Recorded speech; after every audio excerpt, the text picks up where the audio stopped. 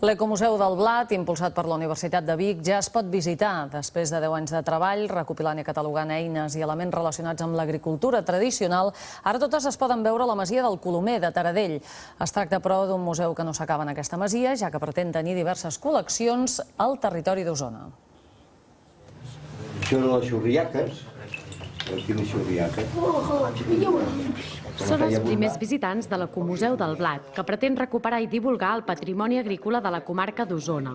A la masia del Colomer es poden veure fins a 1 miler de peces que va anar recopilant el seu amo, entre eines per treballar al camp, guarniments per als cavalls i cistells.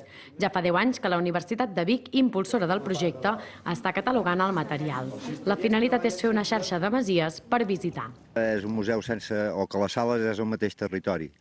Hem localitzat tota una colla de col·leccions de material etnogràfic relacionat amb l'agricultura i ho volem organitzar en forma de xarxa per activar tot aquest tipus de patrimoni.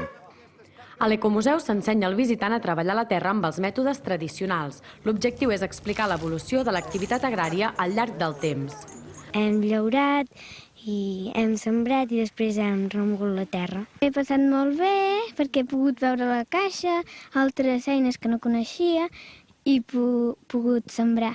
La masia del Colomer és la primera part de l'Ecomuseu que s'ha posat en marxa per oferir visites a escoles i grups de turisme cultural. Ha d'acellonar.